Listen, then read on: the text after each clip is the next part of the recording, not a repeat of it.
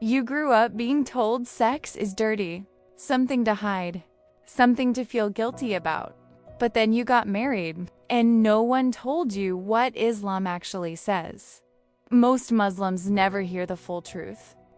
Imams shy away from the topic. Parents pretend it doesn't exist. So you're left confused, ashamed, unsure what's halal and what's haram. Here's the truth the Quran actually teaches. Sex in marriage is not a sin. It's a blessing, an act of worship. And today, I'm going to tell you what Islam really says, with no shame, no judgment, just facts. I am Eva. This is relationship psychology with raw stickman sketches.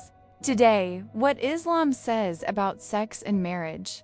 This video is for Muslims who never got the talk, for reverts who don't know where to look, and for anyone curious about Islam's beautiful view of intimacy. Stay with me. Here's what most Muslims don't know. In Islam, sex with your spouse is considered sadaqah, charity, an act of worship. The Prophet said it's a rewardable deed. The companions were surprised. They said, "O Messenger of Allah, one of us fulfills his desire and gets rewarded?" He said if he did it in a haram way, he would be sinful. So if he does it in a halal way, he gets reward. Think about that. Your desire, something you might have been taught to suppress, becomes an act of worship when channeled into marriage. Not just allowed, rewarded. The Prophet also said, "Do not approach your wife like animals. Let there be a messenger between you." They asked, "What is the messenger?" He said, "Kisses and words." Islam teaches foreplay. It teaches kindness. It teaches that her pleasure matters. This is not a religion of shame. This is a religion of intimacy done right.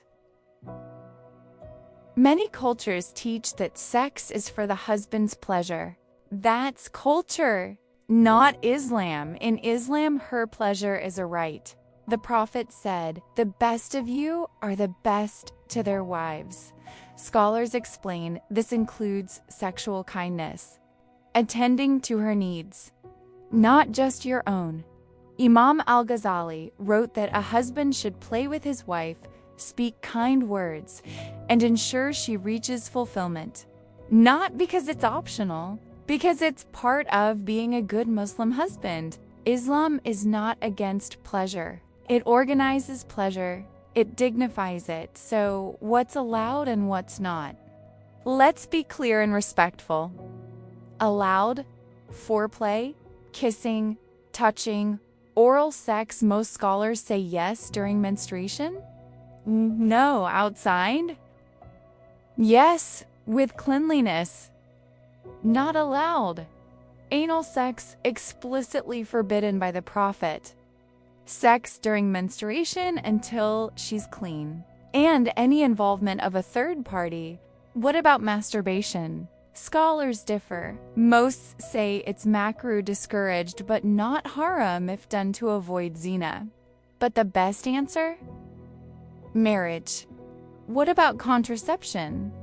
Allowed with mutual agreement. What about sex during Ramadan? Allowed at night after iftar, not during fasting hours. The key theme here is consent, kindness, and mutual pleasure. Islam is not a religion of sexual repression. It's a religion of sexual discipline. Big difference. The Prophet was not cold or distant with his wives. He was playful, affectionate, kind. Aisha reported that he would kiss her before leaving for prayer. He would race her in the desert. He would lean on her lap. He normalized affection. He taught that intimacy is not just for procreation. It's for connection, for pleasure, for love. If the Prophet was the best example, then being a good Muslim husband means being a good lover. Not aggressive, not selfish, attentive, caring, present. Despite Islam's beautiful teachings, many Muslim couples struggle. Why? because culture often overrides religion. What will people say? Sex is embarrassing. Don't talk about it. The solution? Talk.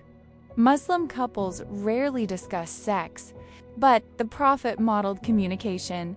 Ask your spouse, what do you like? What feels good? What would you want more of? Without shame, without judgment. This is not un-Islamic. This is Sunnah. The best marriages are not the ones with no problems. They're the ones where couples can talk about anything, including sex, without fear. Islam teaches that sex in marriage is not a sin.